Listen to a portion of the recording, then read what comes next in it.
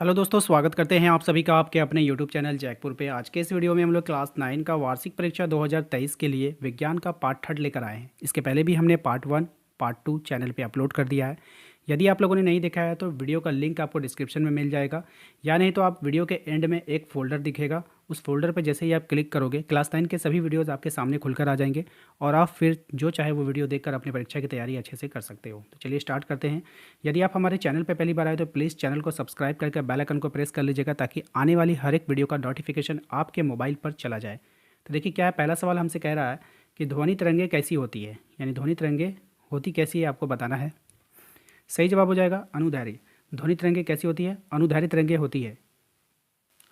याद रखिएगा, ये मोस्ट इंपॉर्टेंट रहेगा आपके एग्जाम के लिए। अगला सवाल है हमारा, सितार के तार खींचने पर तार में उत्पन्न तरंग, कौन सा तरंग उत्पन्न होता है? तो अनुप्रस्थ तरंग उत्पन्न होता है। ठीक है, यानी सितार के तार को आप जब खींचोगे तो उसमें जो तरंग उत्पन्न होगा वह अनुप्रस्थ तरंग उत्पन्न होगा। याद रखना है सभी को। नेक्स्ट देखिए क्या है हमारा, आवृत्ति का एसआई मात्रक क्या होता है? जो आवृत्ति होता है उसका एसआई मात्रक आपको बताना है। सही जवाब हो जाएगा आपका हर्टेज हो जाएगा। आवृत्ति का एसआई मात्रक हर्टेज हो जाता है। अगला सवाल देखिए क्या है हमारा, एकांत समय में पूर्ण होने वाले दोलनों की कुल संख्या को क्या कहते हैं? मोस्ट इंपॉर्टेंट रहेगा आपके एग्जाम के लिए। सही जवाब हो जाएगा आपका आवृत्ति, यानी एकांक समय में पूर्ण होने वाले दोलनों की कुल संख्या को आवृत्ति कहते हैं। अगला सवाल देखिए क्या है, तरंगदैर्घ्य का एसआई मात्रक क्या होता है? जो तरंगदैर्घ्य होता है उसका एसआई मात्रक होता है आपका मीटर। क्या होता है? मीटर होता है, जिसको छोटी एम से प्रदर्शित करते हैं। याद रखना है सभी को। नेक्स्ट देखिए क्या है, आवृत्ति एवं आवर्तकाल के गुणनफल का कितना होता है? यानी आवृत्ति एवं आवर्तकाल का गुणनफल कितना होता है आपको बताना है। सही जवाब हो जाएगा इसका एक। कितना होता है? एक होता है। नेक्स्ट देखिए, तरंग का कौन सा गुण प्रबलता को निर्धारित करता है? ठीक है, तरंग का कौन सा गुण प्रबलता को निर्धारित करता है? सही जवाब हो जाएगा इसका आयाम हो जाएगा।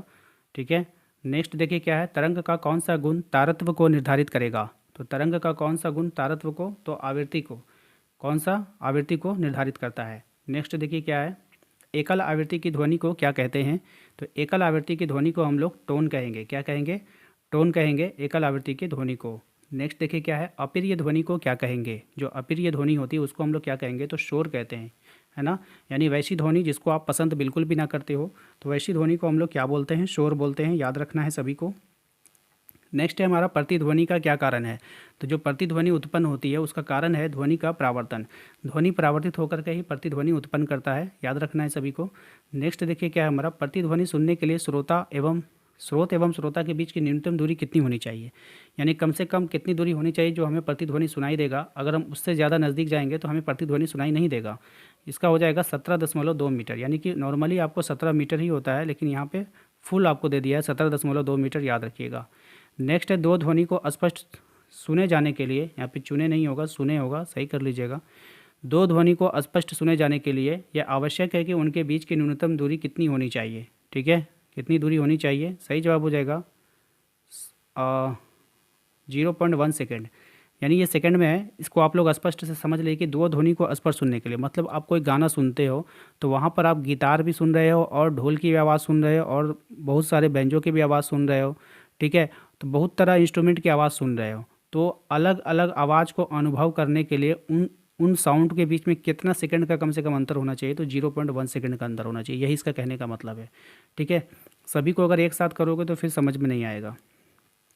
सामान्य मनुष्य के कानों के लिए सर्वोत्तम क्या है? मतलब कि सामान्य मनुष्य के कानों के लिए सर्वोत्तम होता है, आपको याद रखना है। मोस्ट इंपॉर्टेंट सवाल है ये। 20 हर्टेज से 20,000 हर्टेज होता है। कितना होता है? 20 हर्टेज से 20,000 हर्टेज होता है। याद रखिएगा। 20,000 हर्टेज से अधिक वाले ध्वनि तरंगों को क्या कहते हैं? तो इसे हम लोग प्रासर्व तरंगे कहते हैं। ठीक है, इसको मनुष्य नहीं सुन सकता है।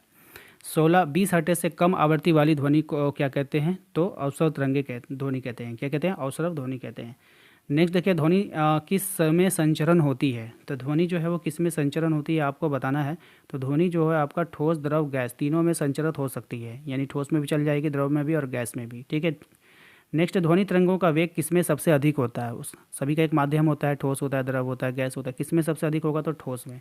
ध्वनि तरंगे जो है ठोस में सबसे अधिक गति से चलेगी। देखते, वायु में ध्वनि तरंगों की चाल तब बढ़ जाती है जब, वायु में ध्वनि तरंगों की चाल तब बढ़ जाएगी जब क्या होगा बताना है आपको? जब आर्द्रता में वृद्धि हो जाएगी। जब क्या हो जाएगी? आर्द्रता में वृद्धि होगी तो ध्वनि का चाल जो है वो बढ़ जाएगा वायु में। नहीं देखिए, वायु में ध्वनि की चाल होती कितनी है आपको बताना है। तो ये होता है आपका 332 मीटर प्रति सेकंड। याद रखिएगा, मोस्ट इंपॉर्टेंट सवाल है, कई बार एग्जाम में पूछा जा चुका है। नेक्स्ट देखिए क्या है, निर्वात में ध्वनि की चाल कितनी होती है आपको बताना है। तो ये होता है 0। निर्वात में ध्वनि जो है अपना गमन नहीं कर सकती है, याद रखिएगा, निर्वात में ध्वनि गमन नहीं कर सकती है, ठीक है। निर्वात में ध्वनि की चाल 0 होता है, कोई भी चाल नहीं होता है। अगला सवाल देखिए क्या है, ध्वनि का वेग किस माध्यम में सबसे कम होगा। ध्वनि का वेग किस माध्यम में सबसे कम होगा। तो ध्वनि का वेग गैसीय माध्यम में, ठीक है। एक ठोस होता है, द्रव होता है और गैस होता है, ठीक है ना। तो आपको याद रखना है कि ठोस में सबसे अधिक होता है और गैस में सबसे कम होता है, ठीक है। नेक्स्ट सवाल देखिए क्या है, ताप के बढ़ने से ध्वनि के वेग पर क्या प्रभाव पड़ेगा। यानी जब ताप बढ़ जाएगा तो उसमें ध्वनि का वेग पर कैसा प्रभाव पड़ेगा। ताप बढ़ा देने पर तो ध्वनि का जो वेग होगा वो बढ़ जाएगा। ध्वनि का वेग क्या हो जाएगा, बढ़ जाएगा ताप के बढ़ाने पे, ठीक है।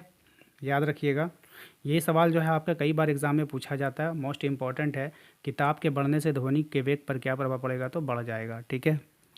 नॉर्मली याद रखना है सभी को। नेक्स्ट देखिए क्या, आर्द्रता के बढ़ने पर ध्वनि का वेग क्या होगा।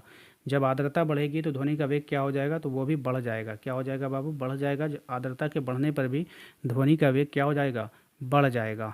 नेक्स्ट सवाल देखिए क्या है हमारा, आयाम का एसआई मात्रक क्या होता है, ठीक है। आपको बताना है कि आयाम का एसआई मात्रक क्या होता है। सही जवाब हो जाएगा मीटर हो जाएगा। आयाम का जो एसआई मात्रक होता है क्या होता है, मीटर होता है, ठीक है।